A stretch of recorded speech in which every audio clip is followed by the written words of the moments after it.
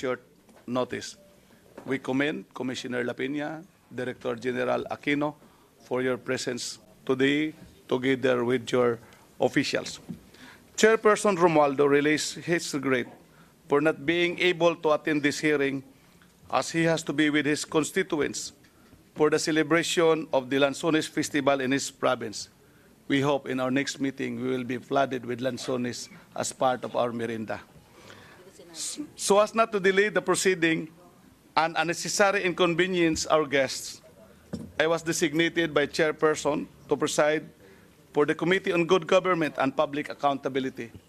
Because of the importance and the urgency of this meeting today, I flew from my district, Osami City, to Manila yesterday in order to be with you today so that this meeting will postro. This is a joint hearing of the Committees on Dangerous Drugs and Good Government and Public Accountability, pursuant to House Resolution number 2068, introduced by Representative Miro Kimbo, that called for an inquiry in aid of legislation into the continued inability of the Bureau of Customs to prevent the large-scale smuggling of illegal drugs into the country.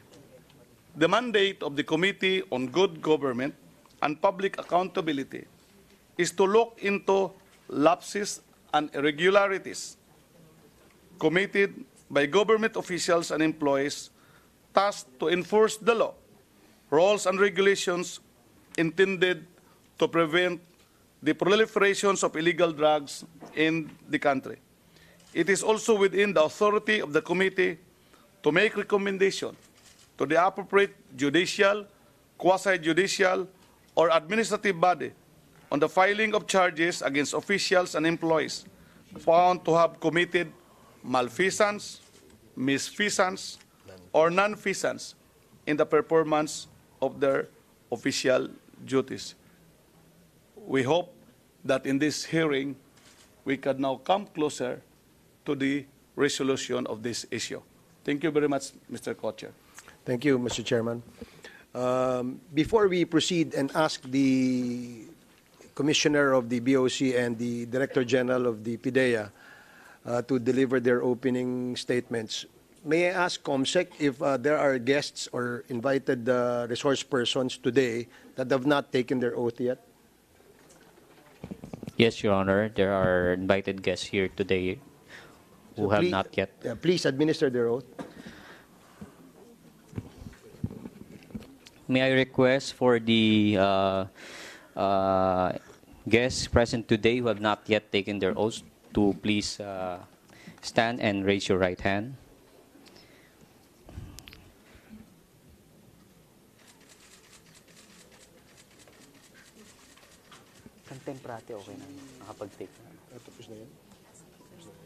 Okay. Thank you very much. Do you swear to tell the truth, the whole truth, and nothing but the truth in this joint committee investigation? Thank you. Thank you. Have a seat. Salamat po. So we now proceed with the opening remarks. Do you have any opening remarks, General Aquino? I don't have any opening remarks, sir. I just want to explain three very important matters, and I'll just explain it later. Okay, thank you. What about Commissioner Lapena? Do you have any opening remarks? Yes, Your Honor. You have the floor, Commissioner. The Honorable Chairman of the Committee on Drugs and Good Government and the Honorable Members of the Joint Committees. Once again, I would like to express my gratitude to these honorable committees for this opportunity to be able to clarify certain issues and provide updates on several matters. In the past few days, there were concerted and malicious efforts to vilify me by dragging my name on the controversial smuggling of shabu into the country. Curiously, this all happened at a time when I was out of the country. I joined my mother in the celebration of her 91st birthday.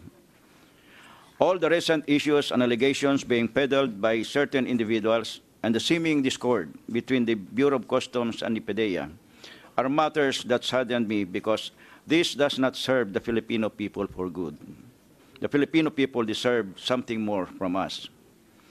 On the statements that I did nothing with these incidents and trying to do some cover-up is but absolutely false, and I say were imputed with malice. The PDEA and almost everyone in the Bureau of Customs know that I immediately took action right from the beginning when the lifters were uncovered in MICP. For the record, Your Honor, it was the Bureau of Customs who shared the discovery of the 4 magnetic lifters in GMA, Cavite, to PDEA. The officers on the ground agreed to follow up operations because at the time, the warehouse owner revealed that they are expecting more shipments as relayed by the warehouse lessee. It was agreed that the matter will be put under wrap. I and the Chief of the Philippine National Police agreed to this. I made a report and recommended also to the Secretary of Finance, who in turn called up the Executive Secretary. Also agreed to the said plan to put the matter under wrap. However, on August 10, we were surprised when PDEA held a press conference inside the warehouse in GMA, Cavite. Despite what happened during the Committee on Dangerous Drugs hearing on August 14, I have recommended for a joint PDEA-BOC Joint Investigation Committee to investigate the 4 empty magnetic lifters in GMA, Cavite. The backtracking effort continued. The BOC and PDEA Joint Investigation Team are the ones who discovered Joel Maritana, who was supposed to be the fall guy, and provided the testimony that led to the uncovering of the conspiracy of Guban, Asierto, and Pajardo. This development happened with the active participation of the Bureau of Customs. It is a fact that the drug syndicates have penetrated the government. They exist in the Bureau of Customs, they exist in PDEA, and they exist in other branches of government. Proof of this is the drug metrics presently showed by the President himself. They have penetrated the high echelons of the bureaucracy. This is the very reason why we have a drug problem. Hence, we must focus our energy in dismantling these drug syndicates. The issue on X-rays and all these noises are smokes and mirrors, technicalities being used to divert the public from the main issue. We should remember these syndicates are not only experts in hiding contrabands from modern technologies such as X-rays, they are also experts in media spinning and propaganda. For all we know, this diversionary tactic is already part of their machinations. May I take the opportunity to once again report what BOC has done. On August 13, I ordered the creation of an investigation committee to investigate and gather information and evidence regarding the discovery of the 4 magnetic lifters in GMA, Cavite.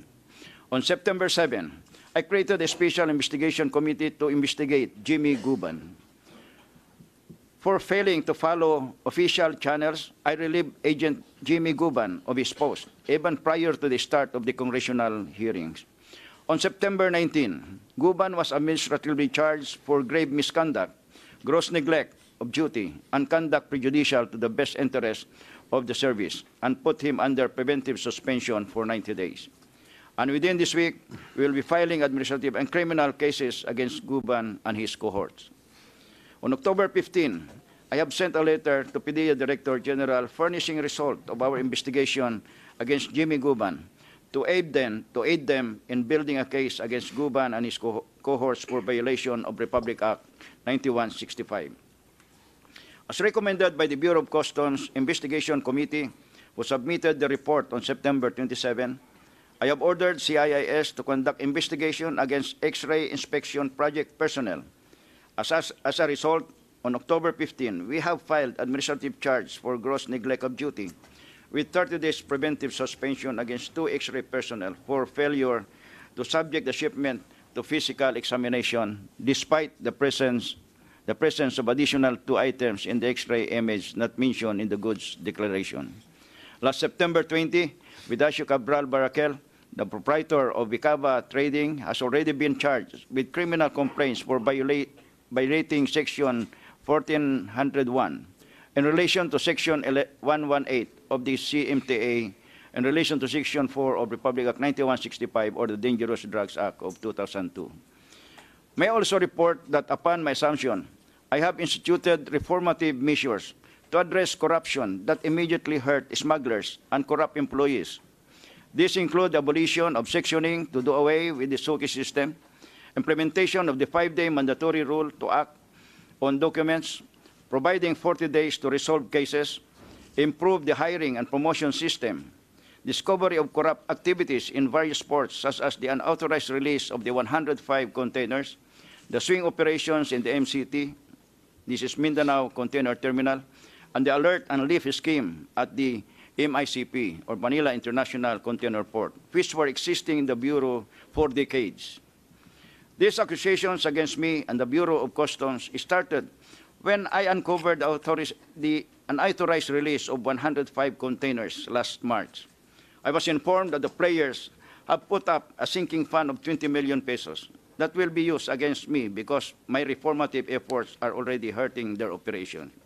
And this was further intensified when we implemented the One Assessment in August 2, which is one of the major projects I initiated to mitigate corruption in the Bureau of Customs. The One Assessment will address the systemic corruption in the Bureau through a faceless transaction. It will remove the SOKI system and, in effect, will minimize the opportunity for TARA. We have already implemented the automation project in Batangas, Subic, Clark, Lima, and Surigao, and will have a full implementation by January 2019. This media campaign was further intensified when we uncovered the drug syndicate during the hearing of Blue Ribbon Committee chaired by Senator Gordon, and was deliberately done while I am out of the country.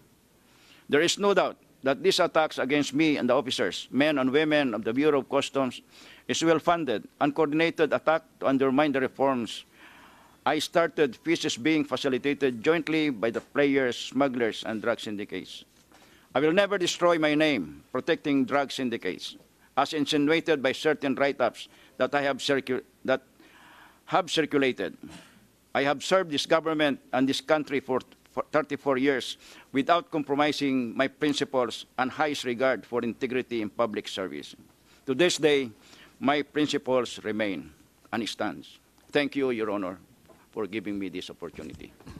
Thank you, Commissioner. So we may now start asking questions to our resource persons. If any of the members wish to ask or propound questions to the invited resource persons, you may do so. Please ask the chair to acknowledge you. If none, let me start. Would you like to ask a question, Mr. Chairman? You can start. I will submit to your. I yield to you, Mr. Chair. Okay. Thank you, Mr. Chair. One of the issues that confused the chair, and I believe some of the members of the committee, is on the issue of the X-ray, no, yung images, no. In the last hearing, we asked a certain Mr. Robles, who claims to be the technical expert of the X-ray division. Robles ba yun? Mr. Morales. Is he around? Is Mr. Morales around? Yes, Your Honor, he's around. Oo nga, yeah, I remember. Oh, so Mr. Morales, no, has informed the committee on the findings based on the thermal images na ipinakita nyo sa amin, no? And sabi mo nga na yung pinakita mong yon are images which, to your mind and to your expertise, would say na walang laman doon sa X-ray na yon. Can you please sit down beside Attorney Mangawang and share the microphone with her?